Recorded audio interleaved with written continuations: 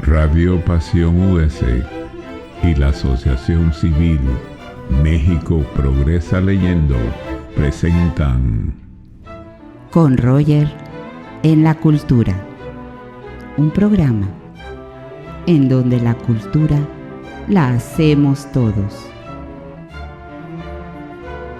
Con Roger Hertzberger y su panel de invitados.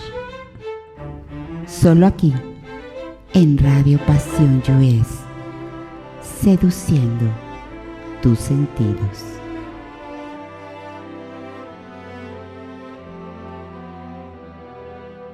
Queridos amigos, me da mucho gusto saludarlos. Bienvenidos a Con Roger en la Cultura, transmitiendo a través de Radio Pasión US, seduciendo tus sentidos, y a través de nuestra Asociación Civil México Progresa Leyendo.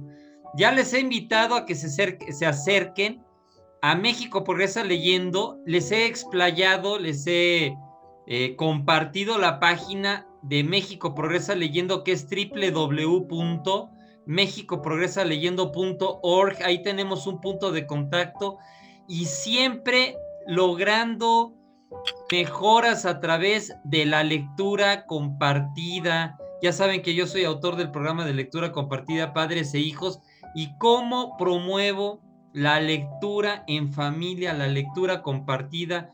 El podernos conocer más y mejor a través de la lectura es maravilloso. Y fíjense que el día de hoy tengo un programa y un invitado de excelencia.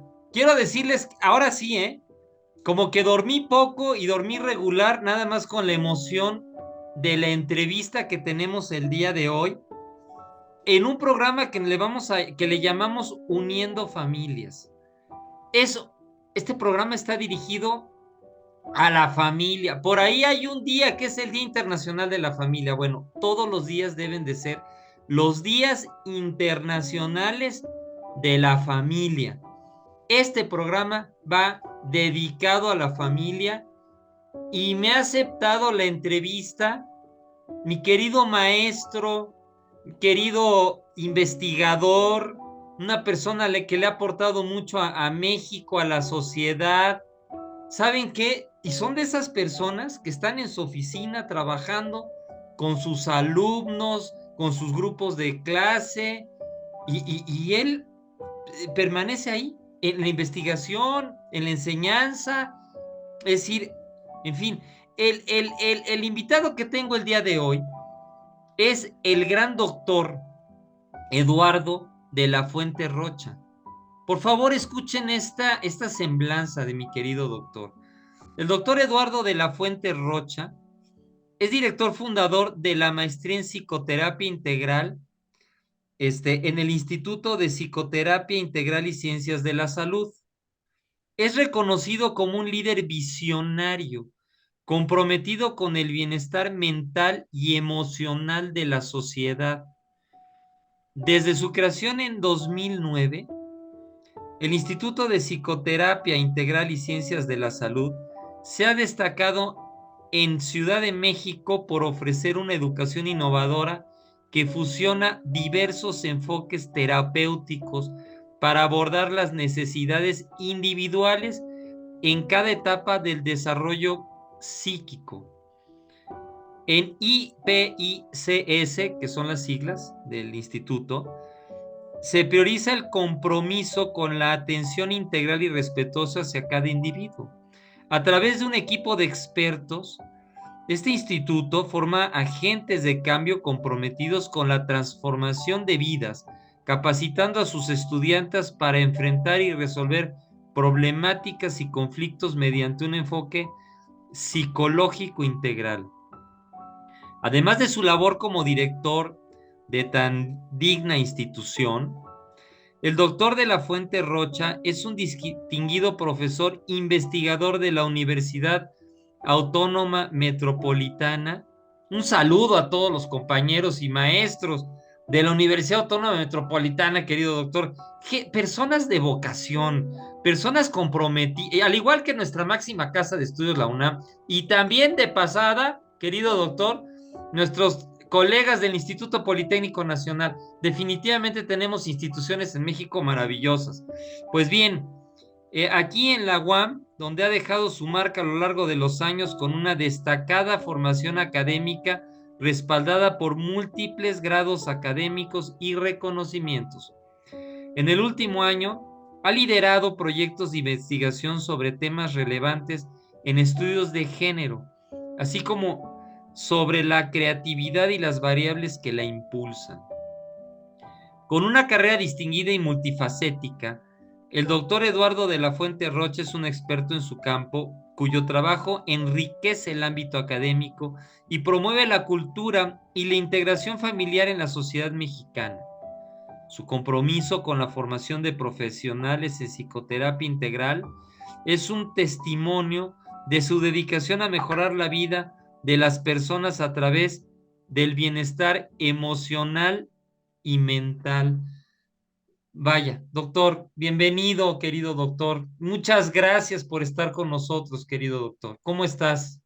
Muy bien, muchas gracias, Roger. Es un honor estar en este programa y poder, pues, aportar un poquito a la unión familiar. Muchas gracias, querido doctor. Queridos amigos, déjenme decirles que por los galardones que tiene el querido doctor Eduardo de la Fuente Rocha, la verdad es que yo me siento, eh, la verdad me gustaría hablarle de usted, pero le hablo de tú con todo el respeto que se merece, porque es una persona que está inmerso preparando jóvenes. Los nuevos jóvenes que van a liderar estos proyectos en pro y en beneficio del bienestar emocional y mental de una sociedad que cada día requiere más dos cosas: entendimiento y orientación. Eduardo, muchas gracias por estar con nosotros para hablar de la familia. Y a ver, queridos amigos, y aquí nuestros radioescuchas son padres, madres, abuelos, abuelas, hijos, hijas.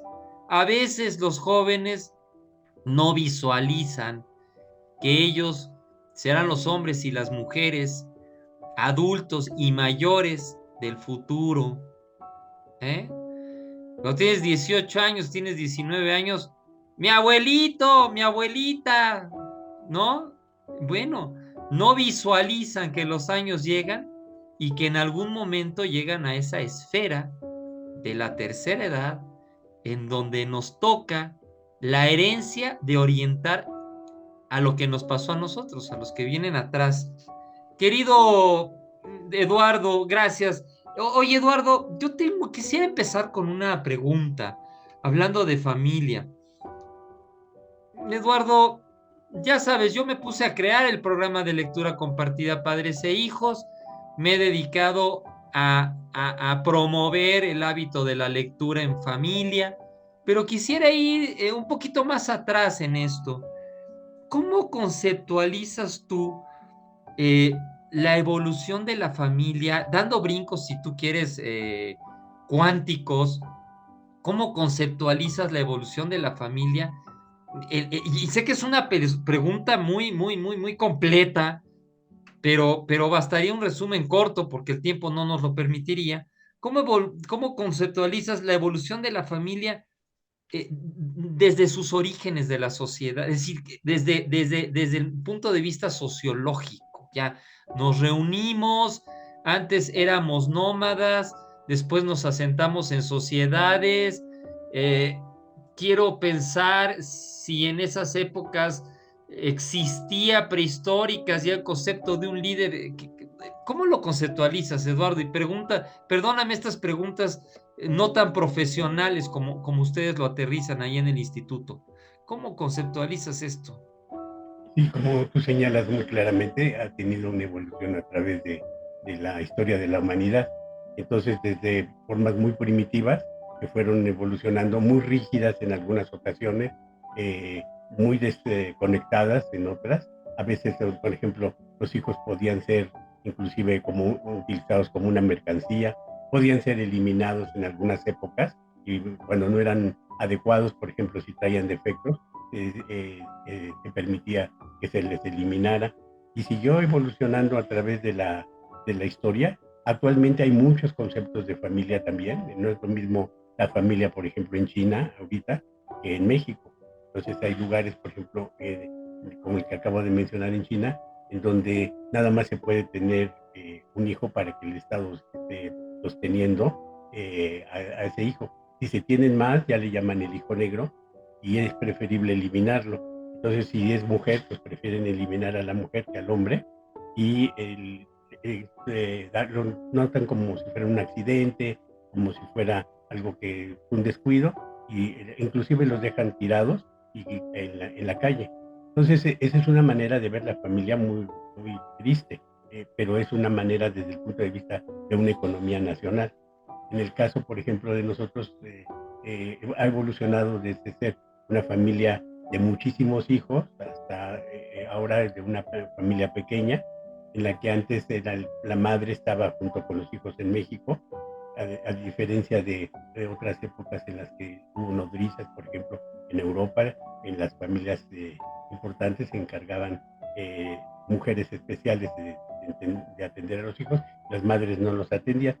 Aquí en México, en el siglo pasado y a principios eh, eh, todavía de este siglo, la madre, la abuela eran las encargadas, porque se ha ido incorporando la mujer al trabajo, pues ha ido desapareciendo ese sentido de familia y entonces los hijos han quedado adoptados por las máquinas y entonces ahora son las computadoras y son las tablets los que están haciendo la función de acompañar a los hijos. Y los ves tristemente, por ejemplo, cómo están en un restaurante la familia y el niño está ya con su tablet ahí jugando desde pequeñitos, desde muy pequeños, y se rompe la convivencia. Entonces, la convivencia sí se ha perdido, en parte por el proceso de la incorporación al trabajo, por el poco tiempo que se tiene para convivir, trabaja el hombre y la mujer. Ahora, últimamente, ha aumentado el trabajo para la mujer y el hombre no está acostumbrado a esa convivencia y esa cercanía con los hijos, entonces también hay desunión familiar y hay mucha desinformación y no hay una preparación para la formación de la familia. A la mujer se le pide que tenga hijos, pero no se le prepara para recibirlos, para estar contenta, para traerlos porque verdaderamente quiere traerlos.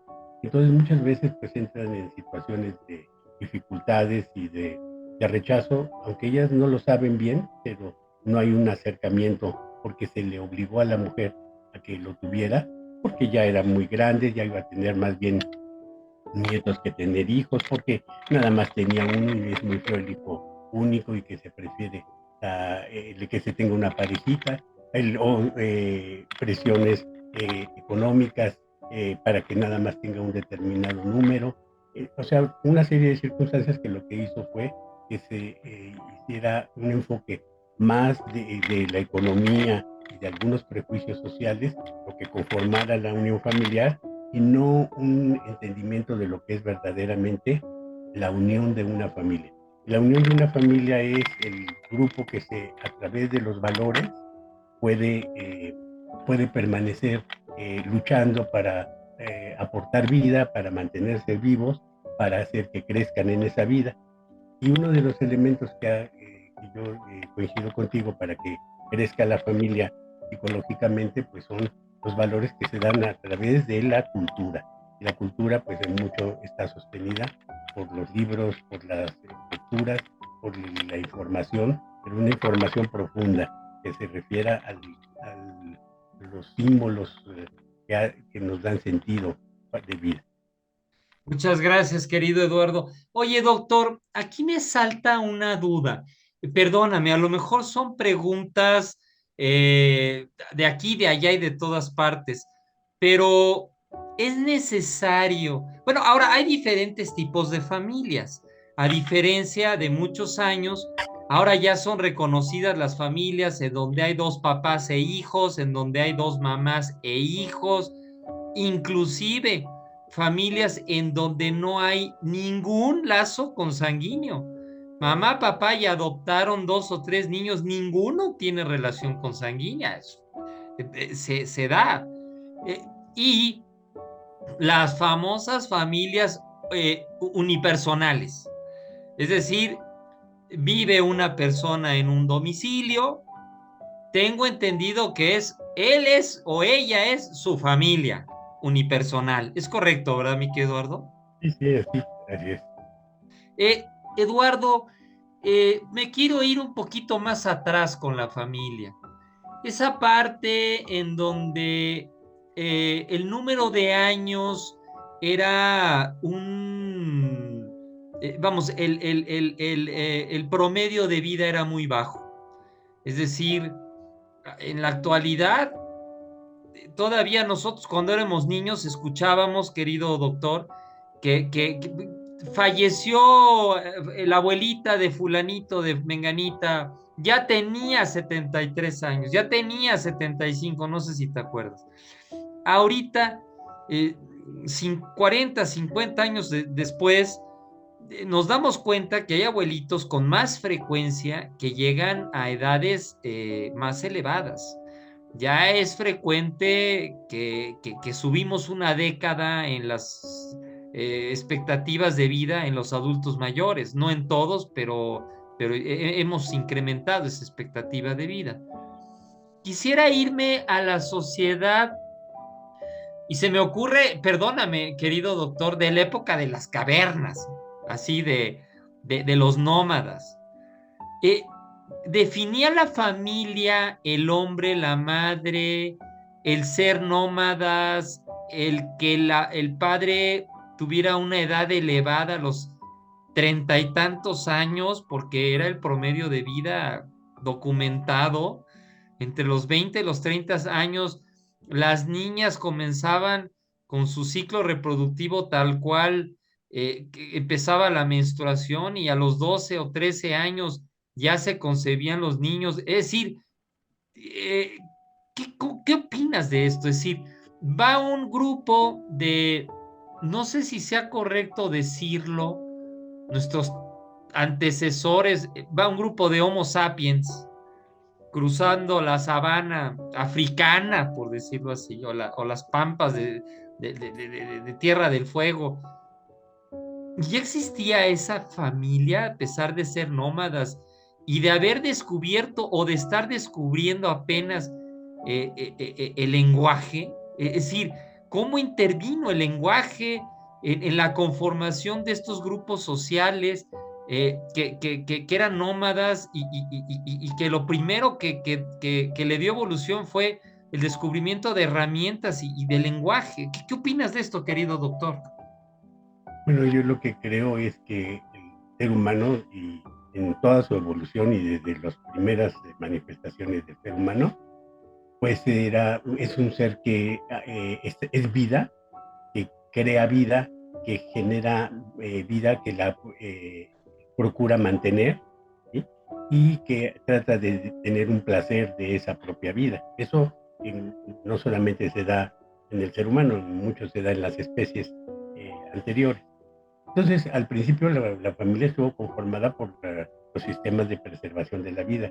Entonces era para que pudiera continuarse la vida, pues entonces empezaron a ver las primeras asignaciones de los roles en el que la mujer tenía que cuidar al producto y el hombre salía al trabajo, a la cacería. Eso sería, por ejemplo, una manera primitiva de iniciar. Con relación al lenguaje que tú mencionas, el lenguaje nosotros creemos que somos los únicos que lo tenemos, que somos privilegiados del universo, ¿no? Pero en realidad el lenguaje está en todo el universo. El lenguaje, los animales tienen su propio lenguaje y son formas en las que comunicamos esa vida para que la vida siga. Entonces, los primitivos pues lo que hacían era onomatopeyas, entonces hacían ruidos que representaban si había un rayo, si había una fiera, si había un peligro, y con eso se preservaba la vida, ¿sí? Actualmente se sigue haciendo exactamente lo mismo. Nosotros seguimos siendo seres que queremos vida y que la vida continúe. Nada más que tenemos la herencia de todas esas generaciones que pasaron antes y que nos fueron heredando a través de genéticamente por un lado y a través de un inconsciente colectivo, nos fueron heredando formas de preservar la vida. La familia es una de las formas importantes de que la vida continúe y que la vida se preserve. Entonces, y también para aprender a disfrutar de la vida. Entonces, a veces está bien orientados estos aprendizajes, a veces están orientados por creencias falsas o prejuicios que hacen que los individuos que constituyen una familia sufran individualmente, sufran en la relación que tienen unos con otros, porque esos mismos prejuicios, como el machismo, por ejemplo, entonces hacen que no se pueda desenvolver esa búsqueda del placer de vivir. Entonces, aunque sean primitivos, estaban allá en las cavernas, y aunque seamos nosotros los actuales y tengamos más posibilidades de vida, pues seguimos siendo lo que somos en esencia, somos vida. Ahora, tú mencionas que hemos aumentado la posibilidad de vida en una década. Pues sí, pero no se trata nada más de que se haya aumentado el número de años, sino es más importante que haya una calidad de vida. Y ahí volvemos otra vez al tema de la cultura y otra vez al contenido de la sabiduría que se va transmitiendo y que a veces nos olvidamos y que la queremos simplificar de una manera económica rapidito, que me enseñen, que me expliquen, que me digan, pero no me quiero comprometer mucho. Entonces, por ejemplo, comprometerme si voy a ser padre, qué significa ser padre o qué significa ser madre y prepararme para lo que voy a vivir. Y muchas veces se vive de acuerdo a los prejuicios sociales y entonces se va viviendo, ya es tiempo de que te cases, ya es tiempo que tengas hijos, pero no es porque hubo una preparación y se asimiló lo que se iba a vivir. Entonces el enfrentamiento a lo que es la vida pues es inadecuado y entonces tiene el padre que abandona a los hijos, entonces las familias de padre ausente, etcétera, ¿no? Con relación a lo que mencionas, por ejemplo, de las formas de vida actuales de la familia, ¿no? Las homoparentales y todas esas. Bueno, en México muchísimos años han sido los hijos educados por la madre y la abuela y muchos padres han estado ausentes. O sea, no es algo nuevo, es algo que para nosotros es cotidiano. Y hay prejuicios en la que digan, no, como dos mujeres van a ser mamá y papá de unos días, pues es una cosa que hemos vivido muchísimos años y no ha pasado nada. Que es la calidad que ellos tengan para educar a los hijos, lo que hace que los hijos salgan fuertes. ¿Y qué es lo que se inculca? Pues los valores, porque los valores son la manera como preservas la vida. Y entonces, si en una familia se cuida y se cultivan esos valores, pues entonces van a salir más fuertes los hijos y los mismos integrantes se refuerzan y el sentido de vivir, el gusto por seguir viviendo, se conserva. Entonces tú ves, por ejemplo, gente como Miró, como Dalí, ves gente como Freud, ves gente de muchos años y que seguían aportando vida. ¿Por qué? Porque ese es lo que te hace que la vida siga. Pues no solamente es importante que se aumente en una década materialmente, sino también que se aumente en la satisfacción de que se viva. A veces los prejuicios hacen que ya determinados grupos ya los eliminen, entonces en una familia ya no le hacen caso a determinada persona porque ya está grande, ya no le hagas caso. Pero entonces se pierde todo lo que pudiera darse en ese aprendizaje juntos de ir entendiendo este proceso que te digo, que para mí es importantísimo el amar la vida y el preservar. Oye, querido Eduardo, querido doctor, y entonces, bueno, esto que comentas es muy importante y bueno, y va evolucionando la vida y vamos, en cada etapa van naciendo generaciones, eh, eh, aprendimos a utilizar herramientas, quizás una piedra para partir una nuez, pues ya era una herramienta, quizás una piedra para lanzársela a un animal, pues ya era una herramienta, toda la extensión de los brazos, de la mente y la aplicación de utensilios desde sus formas más rústicas constituían ya ese gran salto para la humanidad. Llega la comunicación, primero me imagino, querido Eduardo, doctor, tú eres más experto en esto que yo, quizás primero la comunicación gesticular, después quizás las famosas, me imagino en la arena, en la tierra, con una ramita, con los dedos, Las pinturas rupestres ya nos dan indicios de comunicación. Y fíjate que yo he estado enamorado de algo que he promovido en el ámbito social y en el ámbito familiar, que para mí fue uno de los más grandes inventos. La gente dice el fuego. Sí, sí, fue un gran invento. Descubrí el fuego y crearlo. Pero al unísono me parece que algo que no tenemos grabado al nacer es el conocimiento, el hábito y la sapiencia de la lectura. Cuando se empieza a, digo, que me parece que hay un gran salto de la humanidad cuando empezamos a decir voy a leer. Es decir, y además que se va dando en diferentes civilizaciones en forma aislada, sin que tuvieran comunicación uno con otros, porque ahí tenemos escritura de los incas, escritura de los mayas, escritura de los persas, escrituras de civilización, es más, documentado desde la antigua Constantinopla, grandes escritos, y que además fueron vertidos muchos de ellos en esa Europa antigua, clásica y quizás tardía, la famosa Biblioteca de Alejandría. Es decir, ¿qué pasos da esta sociedad constituida ya en tiempos ancestrales con esto que es la lectura y la invención de la escritura? Por cierto, hábitos que no vienen en la genética humana, pero que sí lo desarrollamos y lo aprendimos. ¿Qué piensas de esto, mi querido doctor? Bueno, yo creo que estás hablando de una característica humana muy profunda, que es la de la comunicación y la necesidad de comunicar. Y comunicar es la necesidad de que tomes lo otro para que sigas vivo. Entonces, te comunicas pues cuando te devoras algo y te alimentas. Entonces, estás haciendo que algo que está afuera pase a formar parte de ti. La comunicación empezó pues desde lo más primitivo, como tú señalas, y hay formas de comunicación que son los gestos, por ejemplo, las caras de asombro que eran para nosotros, la sonrisa, por ejemplo, ahora la sonrisa es muy importante dentro de todo lo que es el desarrollo y el desenvolvimiento social, porque eso te permite mostrar que hay un acuerdo, te permite mostrar, por ejemplo, que no vas a devorarte a nadie porque estás mostrando los dientes de una manera amable, que es un símbolo de la devoración. Entonces, son formas de comunicación que el lenguaje, por ejemplo, antes del lenguaje celarena o el cuneiforme, pues existió el lenguaje de las expresiones de los sonidos o de los movimientos.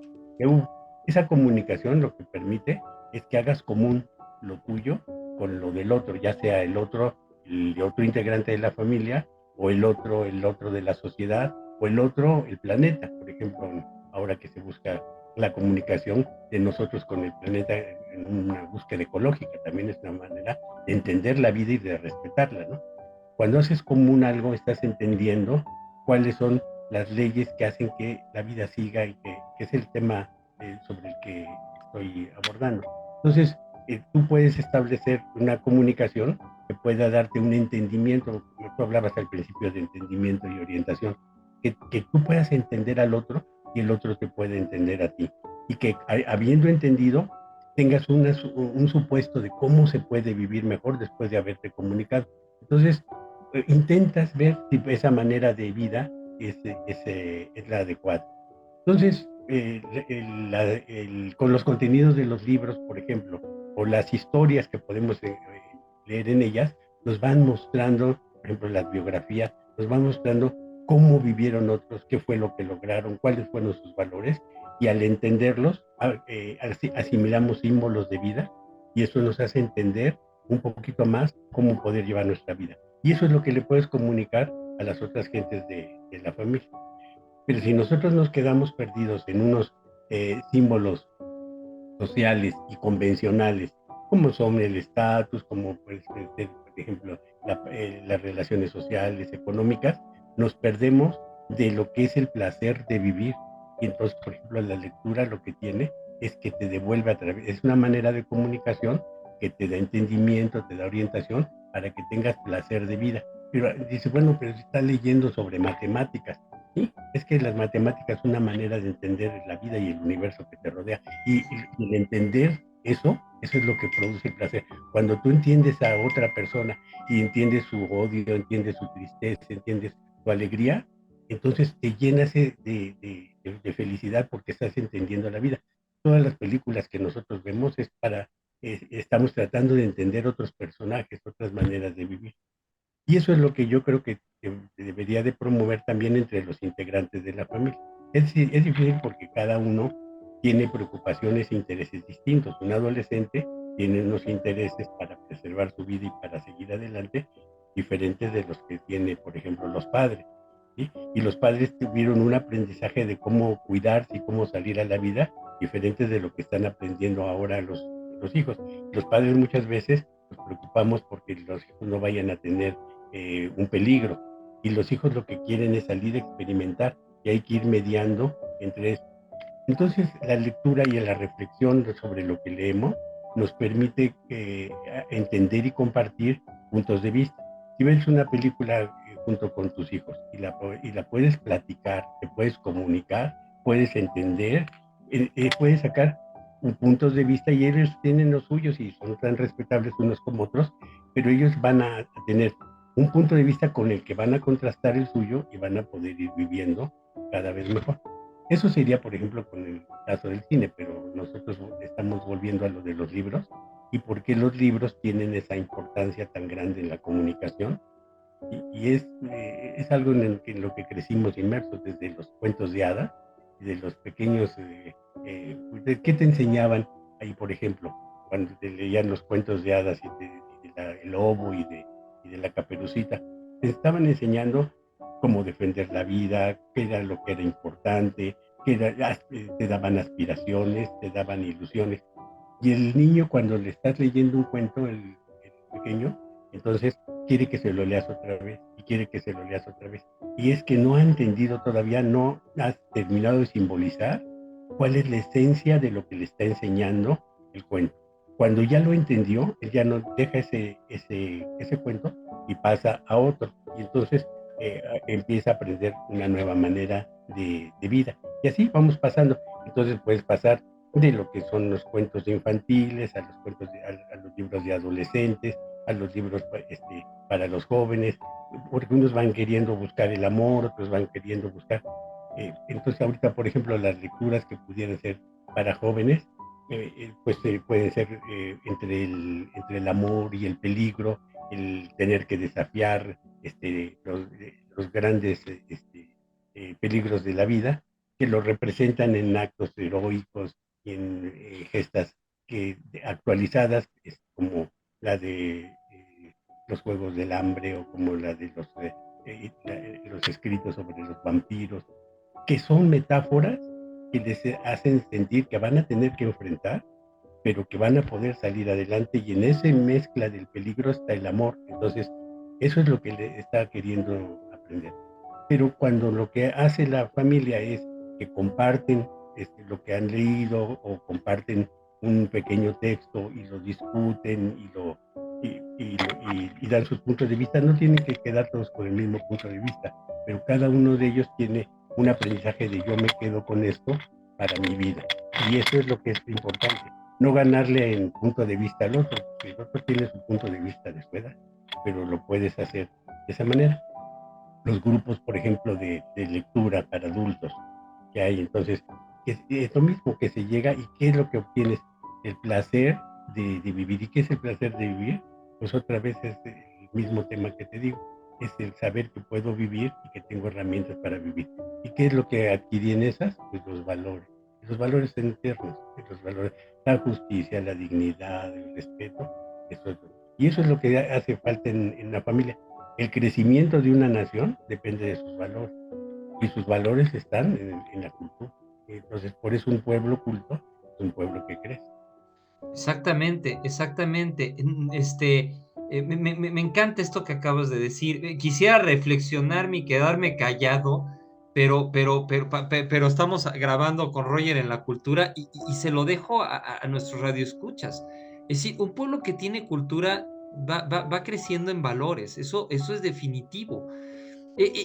Tristemente, mi querido doctor, eh, he analizado propuestas de personas que quieren liderar sus comunidades y me da tristeza que lo más pobre en las propuestas, yo soy apartidista, aquí en Conroy en la cultura, tú sabes que ni hablamos de políticas ni de religiones, pero me da tristeza que en muchos confines de nuestra querida patria y de otros países, lo que menos se atiende en propuestas de personas que buscan posturas de liderazgo en sus comunidades, es precisamente decir, la educación y la cultura lo dejan como algo relegado.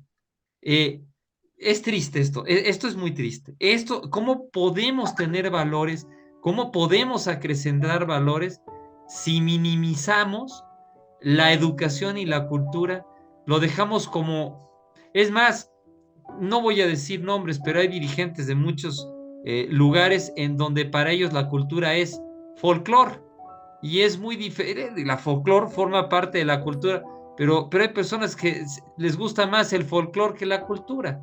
Sí, explayamos la cultura, fueron los voladores de Papantla, ahí estuvieron. Hay situaciones que hay que entender y que hay que ser claridosos. Querido doctor, una pregunta. Dando un salto cuántico de la lectura a los medios digitales que ahorita están predominando en las casas. A ver, yo quisiera darle un jalón de oreja a los papás y no sé si me lo autorices o no, pero por este concepto. Ya mamá y papá se sienten muy digitales. Para empezar, los nuevos queridos padres y madres ya no son de nuestras edades, ya son jóvenes de veintitantos años, de treinta y tantos años. Ah, ¿cómo he sacado yo esta situación de la que estoy yo poquito inconforme? A mamá se le ocurrió, tiene dos o tres hijos, ya no tienen tantos, ya como dices tú, ya las familias son más pequeñas, pero se le ocurrió armar un grupo de redes sociales o del famoso WhatsApp en familia. Ya de repente la mamá hace la comida del sábado, del domingo, papá está arreglando el coche, el hijo está jugando pelota en el patio, la niña está con alguna otra actividad y de repente suena un WhatsApp que dice, familia, ya vénganse a comer, ya está la comida lista, aquí los espero. ¿Qué ejemplo le estamos dando a los niños de esa falta de textura humana en la comunicación? Perdóname, Eduardo, me estoy metiendo en camisa de 11 varas y yo sé que es tu tema, pero esto es crear padres virtuales, porque de repente le estamos enseñando a los hijos, van a pasar los años, yo así lo visualizo, y va a decir el papá, oye, ¿te vino a visitar tu hijo? Pues no, no me vino a visitar, me mandó un WhatsApp. Y el hijo va a decir, sí, sí lo visité. En la mañana estuve con él en la computadora, hicimos inclusive un Zoom. Es decir, querido doctor, ¿qué opinas de esto? O sea, ¿qué ejemplo estamos dando y qué esperamos recibir con estos ejemplos? Siento que debe de existir en todo momento la textura humana mientras más se pueda desarrollar. Perdóname. Por favor, tu punto de vista, querido doctor. Bueno, pues tú ya lo contestaste muy claramente y muy adecuadamente. La tecnología es buena, o sea, la tecnología nos hace que avancemos y hay que tomarla y aprenderla. Pero como tú acabas de señalar, sin que se pierda el lado humano. Entonces, a veces, una generación no quiere avanzar hacia las nuevas tecnologías porque les tiene miedo. Ya aprendió lo que tenía que aprender y entonces ya no quiere meterse, por ejemplo, en programas de computadora, en nuevas tecnologías, inteligencia artificial. Eso ya no quiere. Ya dice, inclusive entre gente de mucha edad, ni siquiera, por ejemplo, el manejo del iPad o del manejo del iPhone, les da miedo, ¿sí? Pero tiene sus cosas buenas y tiene sus valores, porque bueno, pues a lo mejor en un teléfono tienes una oficina eh, cercana todo el tiempo y eso puede ser una cosa útil y no tienes que estarte desplazando tanto en una ciudad en los que los sistemas de comunicación por el transporte son tan difíciles. Entonces, sí, de la tecnología tomar lo bueno, pero cuando se llega a un extremo en el que yo ya soy una parte del robot y entonces yo ya les hablo por teléfono para que se vengan a comer y entonces ya no estoy teniendo la calidez de acercarme y decirles, listos, vénganse a comer, entonces yo ya soy parte de la máquina y entonces ya me olvidé de lo que tú señalas del aspecto humano. Entonces, son dos aspectos. Por un lado, sí entrarle a los sistemas actuales, pero mantener la mira de que lo principal es que son instrumentos que nos sirven para que aumente la convivencia humana, para que aumente la capacidad de vivir con placer y no para vivir enajenados en una matrix en la que ya nos perdimos y que estamos siendo como robots de de los sistemas. Y eso pasa no solamente, ahora pasa con lo de las máquinas, pero eso pasaba muchas veces en el trabajo. Entonces el padre que llegaba creía que estar trabaje y trabaje y trabaje y trabaje era lo único que importaba y no convivía con los hijos. Entonces antes se enajenaba a la mejor a veces en el trabajo, ¿sí? O se enajenaba con determinadas áreas de la vida. Ese es el problema, ¿no? De que nos perdamos, que perdamos nuestro humanismo que tú señalas y entonces ya no estemos entendiendo el sentido de la vida y perdemos la orientación. Pues sí, la orientación es que el ser humano viva el placer de vivir. Esa es la orientación y que entendamos cómo lo podemos lograr. Entonces, si la misma madre está favoreciendo que ella es una parte de una máquina, pues cómo la van a ver los hijos. Pues también como un WhatsApp. Entonces van a ir a comer como si estuvieran comiendo en un negocio de autoservicio rápido para que sigan ellos con su máquina, que nadie los interrumpa. O se sientan a comer todos, cada uno con su iPad, ¿no? Entonces, entonces no hay comunicación. Entonces se perdió el sentido, se perdió lo humano y eso es lo que hace una exageración. Cuando se inventó el martillo, cuando como tú decías que empezó la cultura a través de los descubrimientos, pues también debe haber habido gente que se enajenara con los instrumentos. De hecho, se enajenaron y se quisieron hacer dueños de todos ellos y eso hizo que se generara la falta de humanismo y la envidia. Entonces, en vez de que la cultura sea lo que desarrolla a un grupo, pues fue la envidia. Y entonces eso genera los sentimientos de inferioridad convertidos en superioridad, que hicieron que aplastaran unos a otros y entonces esos tuvieran el control y entonces creyeron que controlar y aplastar era lo que era vivir. Entonces, imagínate que es ¿dónde quedó el humanismo? Entonces, no me importa aplastar al otro, matarlo y acabar con él, lo que me importa es que yo tenga los instrumentos, ¿no? O sea, ahora antes eran a lo mejor los martillos, ahora son los iPads, ¿no? Por quién tiene la tecnología, que pues son diferentes formas de tecnología. La tecnología científica, la tecnología de guerra, la tecnología de la medicina. Entonces, todo es eso. Y en algunos casos se ha dado cosas horribles, en las que cuando alguien tiene la tecnología, ve la oportunidad de aplastar a los demás y se olvida del humanismo y se trata de apoderarla y manipularla para su conveniencia, aunque mueran millones. Entonces, ahí ya son los casos de los que se ha perdido el sentido humano, ¿no? Entonces, lo que tú señalaste me parece que es la respuesta, no perder el humanismo. Y el humanismo se da a través de la preservación de los valores y los valores a través de la comunicación. Y una de las maneras más importantes de la comunicación está lo que me comunican otros a través de sus textos y que yo lo puedo compartir con otros. Puede ser que nos sentemos en familia a leer, pero puede ser que nos sentemos a compartir lo que hemos aprendido y que oigamos a los otros qué es lo que ellos aprenden de lo que yo leí. También es otra manera. Entonces eso podría ser. Me parece que la respuesta es el humanismo, que es lo que tú dijiste desde el principio. Oye, querido doctor, yo tengo aquí una duda.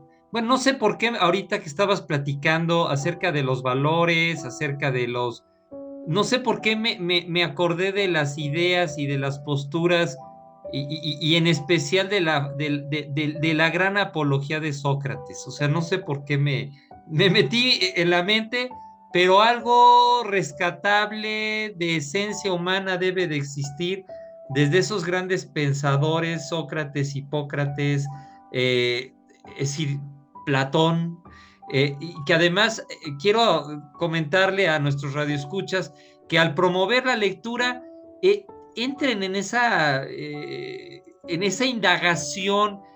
Vamos, quizás leer la apología de Sócrates es muy grande, pero existen libros que tienen un compendio y que nos hacen razonar más esto desde los principios de la antigüedad. No sé tú qué opinas de estas bibliografías, querido doctor.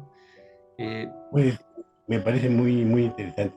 Mira, ya que mencionaste a Sócrates, se me hace muy interesante, por ejemplo, su muerte, ¿no? Entonces, él decide tomarse la cicuta y, y para otras gentes dice, no, no debería de hacerlo, debería de seguir aportando a la vida.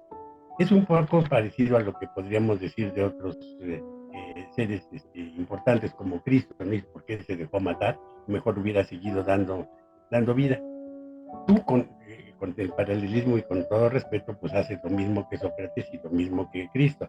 Tú das tu vida para que otros aprendan a leer, para que otros aprendan a vivir. Y dices, bueno, ¿y por qué se está sacrificando en estar haciendo todo este trabajo? Y en la medida que tú te metes a dar estos programas, tú estás dando tu vida. Entonces, claro, se oye muy bonito porque dices, es que estamos comunicando y todo, pero tú estás dejando una hora de tu vida para que otros sean. Esa es una parte de la comunicación muy importante en la que dice, no importa lo que yo dejo de vivir, lo que es importante que los otros también tengan esa oportunidad. Sócrates nos dio un ejemplo, por ejemplo, con su muerte, de la, sí, de la, de la autenticidad en las creencias, ¿sí? De ser de una pieza. Cristo nos dio una imagen del amor a la humanidad, ¿sí? Y nosotros en nuestro trabajo cotidiano, que no tenemos que ser ni Sócrates ni Cristo, pero esa aportación que tú haces y que yo hago para darles un poquito, implica una muerte de una parte de nosotros para que otros vivan. Eso es la lectura. Los que escribieron los libros dieron parte de su vida para que otros vivan. Y eso es lo que nosotros tenemos que encontrar en ellos, qué es lo que tienen, qué es lo que nos dejaron y por qué dedicaron parte de su vida, porque podrían haber ido a la pachanga, si fueran jóvenes se podrían haber ido al antro, pero lo que hicieron fue dedicar parte de su vida para que otros siguieran. ¿Qué encontramos en todos ellos? Amor a la vida. Eso es lo que yo creo que estamos aportando. Sí, querido doctor, muy de acuerdo. Fíjate que yo siempre he pensado que los escritores, los maestros, los pedagogos, los médicos, bueno, siempre hablando de la lectura y de la escritura, siempre he pensado que los escritores tienen un alto sentido de altruismo. Es decir, eh, conozco escritores, la verdad, puedo decirle aquí que me enternecen demasiado, querido doctor, y querido radio escuchas, escriben sus libros, los hacen muy bien, los hacen entrañables, a veces es difícil publicarlos, a veces no tienen retribución económica, al igual que muchos investigadores, querido doctor, que tienes en tu área, que es un aporte a la vida para que otros puedan vivir más y mejor, o mejor más que más, pero con esa calidad que buscamos de vida. Es decir, siempre he pensado, querido doctor, que tanto maestros, que es una de las actividades más dignas del ser humano, enseñar a los que vienen después, y eso en forma cadenada y sucesiva, siento que hay un alto grado de altruismo en esto, ¿no? Eh, Querido doctor, han estado por ahí, alguien me dice, Roger, ahora se lee más, ahora ya casi no se lee. Yo me he puesto en controversia. Yo le digo a la gente, nunca se había leído tanto como ahora, nunca se había escrito tanto como ahora. Eh, Lectura de calidad y escritura de calidad, claro, todo es comunicación y es muy respetable. Pero de ahí a que haya lectura de calidad, Es decir, que nos ayude a forjar y a formar criterios es otra cosa. ¿Qué opinión tienes, querido doctor? Sí, es cierto, por ejemplo, ahorita los jóvenes sí leen muchísimas cosas en las máquinas y entonces se enteran y se meten al Google y se meten a las redes y están leyendo, inclusive están leyendo lo que dicen otros en Facebook, o sea, de que se pasan leyendo, se pasan leyendo. Pero lo que tú dices es que hay que cuidar la calidad de lo que se lee. ¿Por qué? Porque debe de ser nutricio. Es como se hacen programas para combatir los engordativos y los alimentos chatarra. Bueno, también hay lecturas chatarra. Entonces, yo creo que habría que hacer un programa, sí, para que entonces la gente aprenda el gusto de seleccionar lo que lee por el placer de lo que obtiene cuando selecciona bien, porque si no queda un vacío, al final es como haber comido mucha comida chatarra y queda la persona inflada, ¿no? Entonces es lo mismo, cuando se lee cosas que son inútiles, pues sí, me pasé todo el día revisando lo que decían otras gentes en las redes de mí o lo que sea, pero me quedé con una sensación de vacío. Entonces, la misma naturaleza te indica que hay algo que está faltando allí. Entonces, se puede volver una confusión. Entonces, ahora lo hago más y más y más para poder llenar ese vacío. Y el vacío solamente se llena pues cuando hay un contenido de calidad. ¿Sí? Entonces, tu cuerpo responde mejor cuando comes cuidadosamente. Entonces, es lo mismo con lo de la lectura, porque una buena lectura te deja pleno.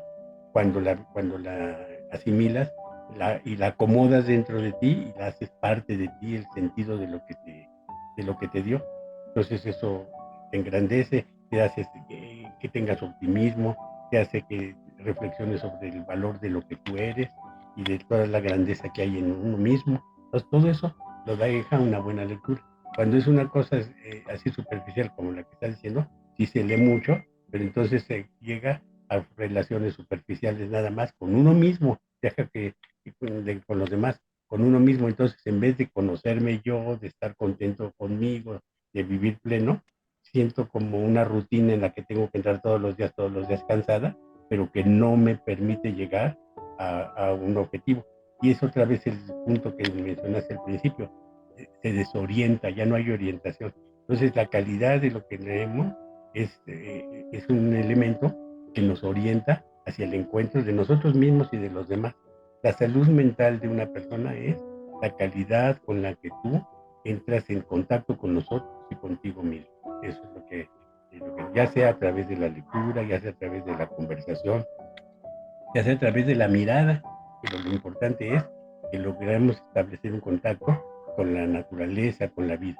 Ir a un paisaje, por ejemplo, hay gente que va a lugares muy hermosos y ya llega y ya se va, ya no los asimiló. Y otras gentes llegan y se extasían de lo que están viendo. Entonces, esa actitud de asimilar el contenido valioso y de quedar sorprendido, eso es lo que yo creo que te da la alegría de vivir. Si no se vuelve rutina y se vuelve repetición, es como estar leyendo sobre lo mismo, lo que dice, le pusieron like, le pusieron like, le pusieron like. Entonces, ¿pero qué es lo que me está dando de profundidad? Entonces, es el que tú puedas descubrir el mundo maravilloso del otro, eso es lo que te da plenitud de vida.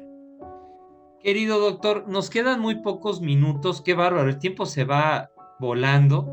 Doctor, tengo una pregunta que quisiera explayarte y es algo que me inquieta mucho.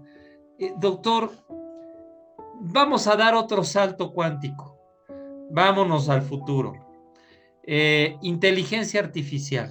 Es todo un tema, ¿eh? Es todo un tema. Creo que, es más, creo que hasta deberíamos hacer otro programa y si me permites lo vamos a hacer, porque hay muchas cosas y nos quedan 5 o 6 minutos. Doctor, eh, inteligencia artificial, el famoso GPS, toda esta sistematización de la tecnología para lograr en el ser humano cuestiones ya no solamente, vamos, que estén resueltas. Ya se resuelven muchos ámbitos antes de que lleguen al ser humano.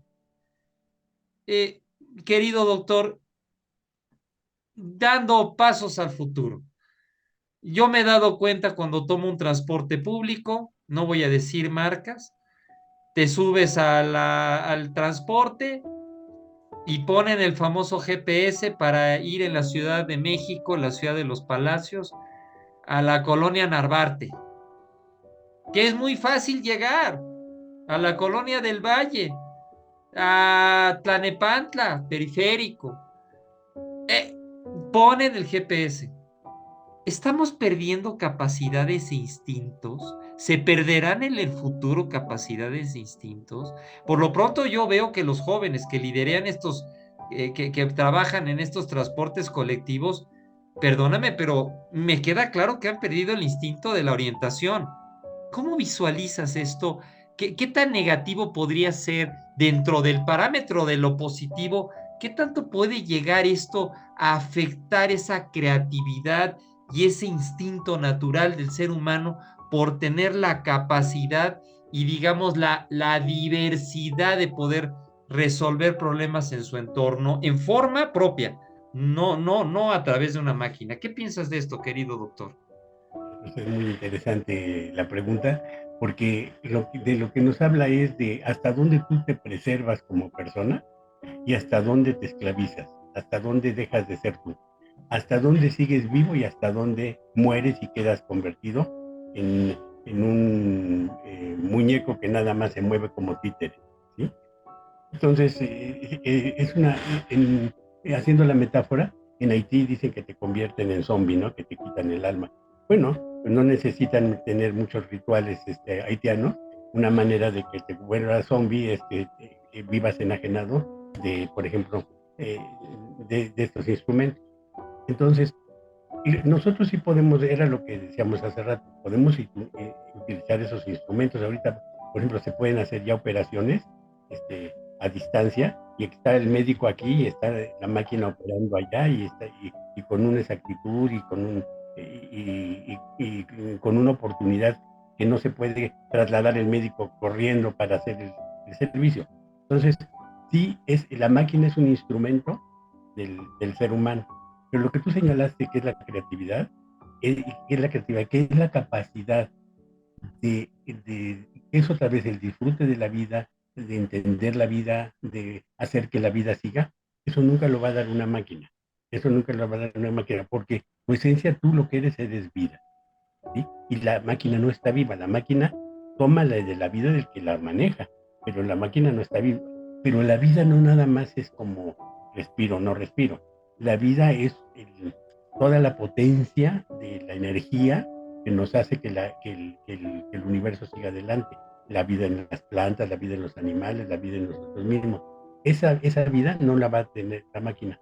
La máquina va a poder hacer muchos programas que van a servirnos a nosotros, pero si nosotros renunciamos a ser los que hagamos el sentido de nuestra vida y se lo dejamos a una máquina, pues entonces ahora sí ya volvemos a lo que dijimos de Matrix, ya es un robot para que te mueras. Entonces creo que tu señalamiento es muy claro, es decir, hay que tener cuidado de no quedar enajenado por ello. Sí valorarlo, sí decirlo, bueno, pues sí, hay momentos en los que me es muy útil, qué bueno que existe, pero antes que la máquina es el ser humano.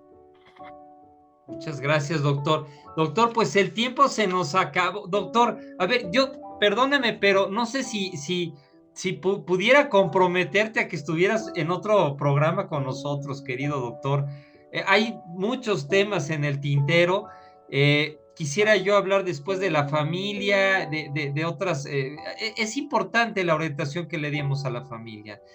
Tengo muchas preguntas. Bueno. En fin, doctor, pues qué te dijo, se nos acabó el tiempo, doctor. Muchísimas gracias. No sé si quieras dar algún mensaje final en esta entrevista, en esta plática. Yo voy a compartir teléfonos, voy a compartir esta parte de la asociación, del instituto, perdón. ¿Quieres dejar algún mensaje, querido doctor? Y como no, bueno, pues yo a todo el público le agradezco mucho su atención por haber estado presentes, a ti por la manera como inteligentemente y de corazón llevas el programa y hace que vayamos descubriendo posibilidades de vida muy agradables para todos y muy útiles y sentidos como el de la familia y la reestructuración en nuestros tiempos y la adecuación de lo que sería una familia plena, eso sería, y unida, eso se me hace muy importante. Y bueno, pues ponerme a sus órdenes si a alguien le interesa estar en contacto conmigo, les dejo a Roger mis datos con mucho gusto y estoy a sus órdenes y me da mucho gusto haber participado en este programa tan creativo. Gracias, querido doctor. Queridos radioescuchas, acabo de acabo de tener una plática con el querido doctor Eduardo de la Fuente Rocha. Vamos a dejar la página del Instituto de Psicoterapia Integral y Ciencias de la Salud. Por favor, anótenlo si es tan amable. www, y vienen las siglas, www.i latina, P de Pepe, I latina, C de casa y S de Samuel, .edu.mx. Lo voy a repetir, www.ipics.edu.mx. Por tercera ocasión, www.i latina, P de Pepe, I de Inés, C de casa, S de Samuel.edu.mx. Teléfonos 55 60 72 65 91, 55 56 87 00 26. Los repito, 55 60 72 65 91, 55 56 87 00 26. Están ubicados en la Colonia del Valle, en la calle de Gabriel Mancera 511. A ver, amigos y amigas que están en otros países, que están en otros estados, que están en la Ciudad de México, la Ciudad de los Palacios, este centro es un centro de investigación, es un centro de enseñanza, es un centro de orientación hacia estos temas interesantes. Instituto de Psicoterapia Integral y Ciencias de la Salud.